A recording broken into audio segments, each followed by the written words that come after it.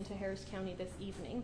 Now this affects a portion of the county, but it's significant enough that we need to use all avenues to be able to get this information out.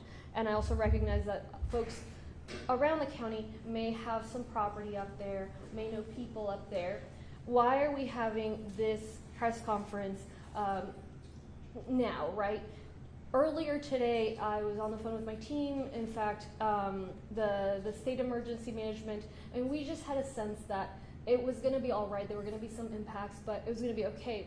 What we saw, or what Jeff Liner and his team noticed, is that the rate at which the water was coming down, flowing down into Harris County was much higher than what we expected. So folks remember the rain on Sunday, Monday that just took place north of Harris County. The storms have stopped for now. It looks like a clear night. It looks like a clear night even in the places that are impacted. But this situation is very fast moving, and what we're dealing with are the subsequent impacts of that rain that fell north of us. So right now we're expecting rapid overnight flooding near the East Fork of the San Jacinto River, which is the very northeast tip of Harris County in Commissioner Ramsey's Precinct 3. We will see a surge in the river levels. Those rivers are already rising because it's that water coming down very quickly, and they're going to rise 10 to 15 feet overnight. And so in the areas closest to the river, we're expected to see similar levels of street flooding as what we had during Tropical Storm Imelda. Now, if you were affected during Tropical Storm Imelda, it doesn't mean you're going to be affected now, because that was rain, right? In this case, it's the river flooding, but it impacts those areas that are along the river that were also impacted then. And so what we're talking about is, as the night continues, we're going to see even chest-high water, okay? Not safe whatsoever to be out there in. Even less than that can move a car, less than that can move a person. This height could take a car. It's extremely dangerous. It's very fast moving, and the peak will be around sunrise tomorrow morning. So already the water is going to be creeping out of the banks of the river and beginning to impact the neighborhoods. Because of that ongoing risk for flooding, I am asking that folks who live along the east bank of the San Jacinto River, but especially the low-lying subdivisions along that area, in particular Northwood Country Estates, River Terrace, Cypress Point, Kingwood area, or the commons of Lake Houston, as well as Idle Glen subdivisions in Idlewood. Those are areas that are particularly at risk. And so I want to make sure that anybody that lives alongside there, along the river, right? We're not talking about the entire neighborhood, because most of these neighborhoods, they actually continue further inland, and those folks are not going to have as significant impact. But the folks along the river, just a few blocks from the river, they need to be aware they're basically going to be trapped at home for 24 to 36 hours unless they have a boat. And so right now we need people in along that path, that east side of San Jacinto River, along the river, to really make that decision of whether they can leave or whether they're going to stay home for the next 24 to 36 hours. Now, there are two neighborhoods which have houses along the river that are particularly, or structures along the river particularly at risk, and that is Idlewood and Idle Glen subdivisions, as well as the commons of Lake Houston area.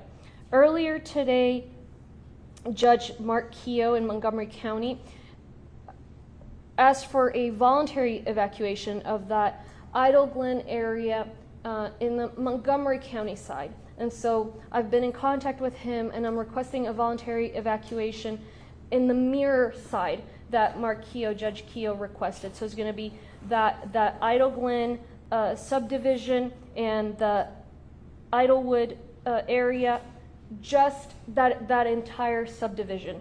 Same thing with the commons of Lake Houston, but for commons of Lake Houston, that is a larger subdivision. So commons of Lake Houston, we're requesting a voluntary evacuation for folks along the river, just a couple blocks from the river. Everybody else, we would prefer if you had an ability to get out of there, but we're not going to go as far as to say we're requesting an evacuation. But we do need people to make their own decisions and for their families. We wish that we had this information clear earlier, of course, and so unfortunately we need to also ask that the community be very mindful of how high the water is, if they are to factor that into their considerations about whether to leave or whether to stay. So right now the water might be starting to seep onto the roads, but it's safe. If you get to a point where there is clearly water on the roads, where you can't see what's underneath that water, is absolutely dangerous to try to drive through, because that is exactly how people end up drowning. We have been working with all of our partners, whether it be the Harris County Fire Marshal's Office, County Sheriff, Commissioner Precinct 3, as well as the Fire Chief of Huffman Fire, who has done a lot of work with the team to make sure the assets are ready. I spoke, as I said, with Chief Kidd from the state. He has also had assets stationed, high water vehicles, boats, so that they can rescue people. They're bringing one package of boats farther south as the rain continues, and so it's coming here to those areas. But see, we don't want to get to the point where we're rescuing people. So if you need to leave and it's dangerous for you to leave, but you still want to leave, call 911. If you find yourself in a dangerous situation, call 911. Never drive into high water. These waters are particularly fast moving. And so we know that Harris County residents, especially folks in these areas, have been through this before. They know that they live right on the river and it's beautiful, but it comes with these threats as well. That said, we want to make sure that folks are helping each other, especially as the water continues to rise, and the entire area will be submerged under several feet of water. So we're going to have roads south of FN 1485, including Spalding Green, Jet, Case, likely also affected. So as I said, it takes just 2 feet of water to take a person, especially this fast-moving water. So let me repeat briefly in Spanish, and then we'll take any questions. And my colleagues here are available for questions. So, en español. Estamos, ahorita si ven el cielo, no hay lluvia, los cielos muy bonitos, pero hay una amenaza, especialmente en la parte noreste del condado Harris.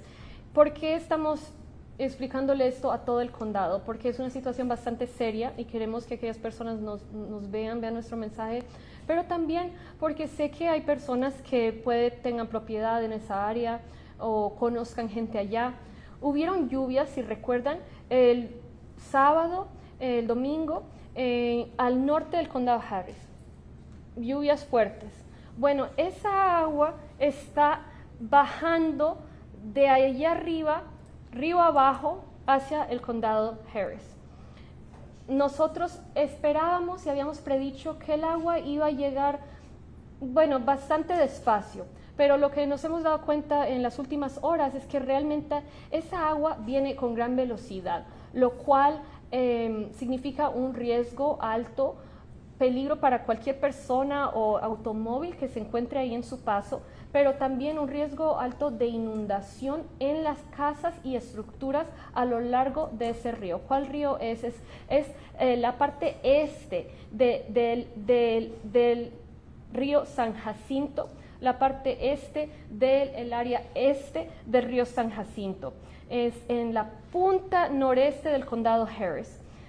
A lo largo de ese banco, y aquí tenemos la información para que puedan ver, entonces a lo largo de ese banco, aquí es donde empiezan los riesgos y como ven van a continuar aquí. Entonces si usted vive en cualquier vecindario sobre el río o unas cuantas calles más atrás del río, pedimos que por favor tengan mucho cuidado porque no van a poder salir en 24 a 36 horas a menos de que tengan un bote. Entonces, tomen la decisión ahorita si se van a quedar o se van a ir. Nosotros preferimos que la gente salga si es que viven ahí mismo. Miren, hay hogares también más hacia el este, esos no se van a ver tan impactados, pero los que están justo en el río especialmente van a haber bastantes problemas. ¿De qué estoy hablando? Agua hasta aquí, ¿ok? Tal vez más alta. Agua de aquí abajo se puede llevar una persona, agua de aquí se lleva un carro. Entonces hay que tener mucho cuidado. Vamos a pedir evacuación de dos áreas específicamente. El área de Idle Glen y Idlewood es una, y la otra es el área de Commons of Lake Houston, y Commons of Lake Houston solamente aquellos hogares a lo largo del río o a unas cuantas calles del río. ¿Por qué estamos pidiendo esto? He estado en contacto con el juez del condado Montgomery, Mark Keogh. Él también pidió una evacuación voluntaria del área de Idlewood, pero la parte del condado Montgomery, entonces yo estoy reflejando lo que él hizo y agregando la parte de Commons of Lake Houston que está sobre el río. Está entonces las subdivisiones impactadas, todo lo que vean aquí, como dijimos, a la parte este, y también vamos a hablar de específicamente Northwood Country Estates, River Terrace, Cypress Point, Kingwood Area, y obviamente los otros dos vecindarios que hemos mencionado. Entonces, por favor, tengan mucho cuidado. Si empiezan a ver agua de tal nivel que no pueden ver qué hay abajo, tocó quedarse, ¿ok? Tocó quedarse porque, como les explico, esa agua viene muy rápido. Entonces, si desean igual irse, aunque el agua esté pasando rápidamente, llaman a 911. Tenemos todo tipo de personal, de equipo, allí abajo, en tanto río arriba como río abajo. Está el estado de Texas, está nuestro departamento del alguacil, nuestro departamento de incendios, así como el departamento de Huffman de incendios. Hemos estado hablando con el director allí.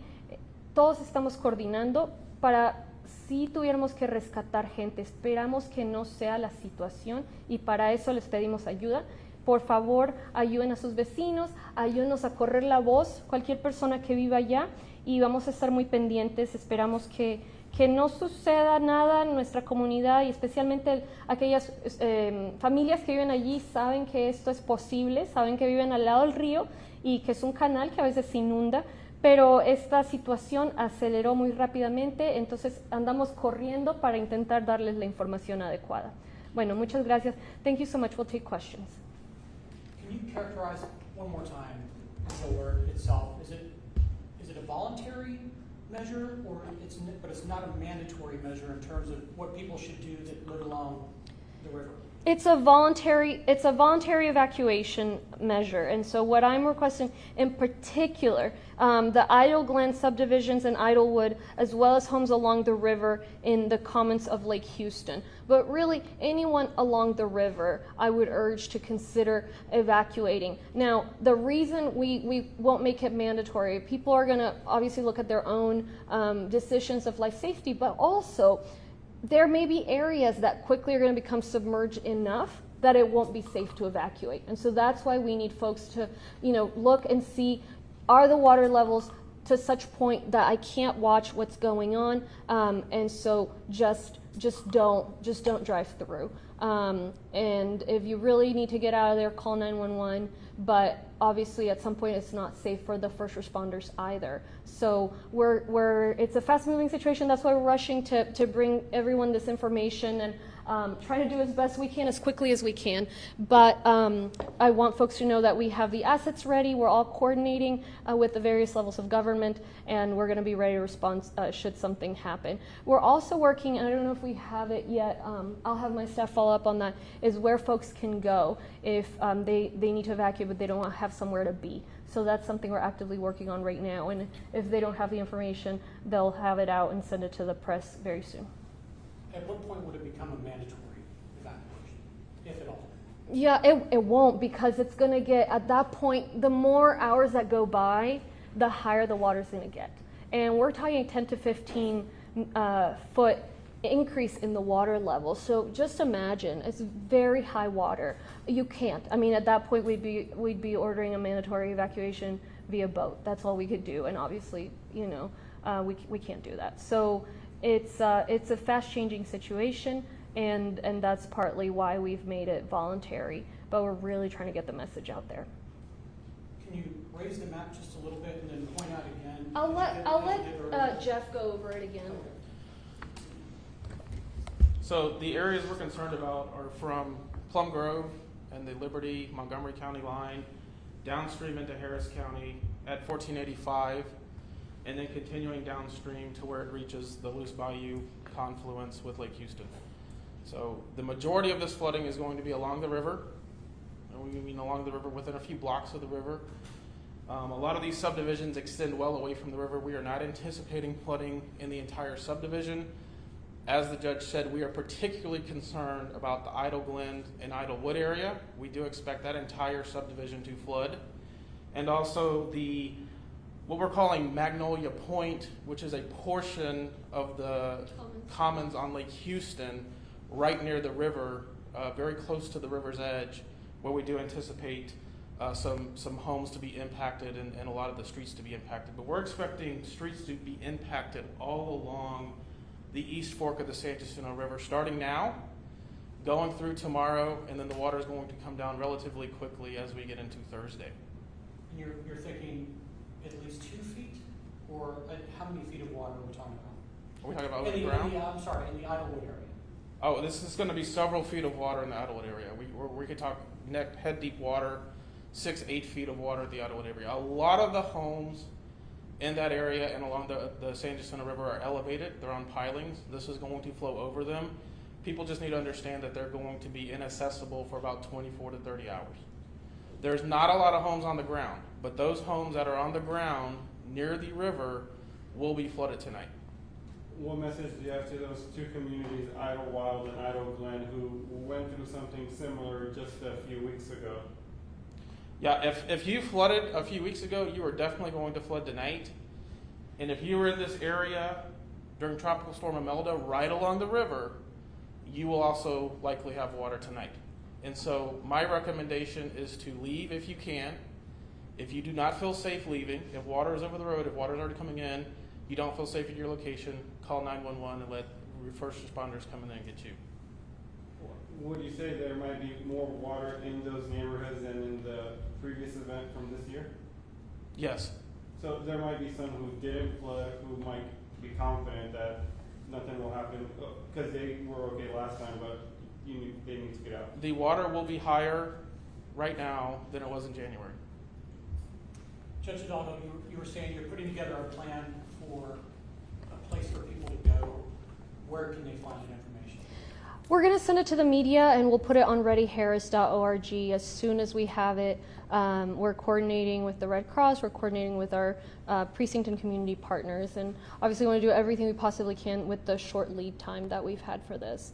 And so just to underscore the message here is the prepare to be basically trapped at home for 24 to 36 hours goes for everybody in that area right along the river. And your home will flood if it's not lifted message goes to those subdivisions. And of course it's going to be even higher. So it's certainly a dangerous situation, but it will be fine if people are able to really use their best judgment. And we have first responders ready to help.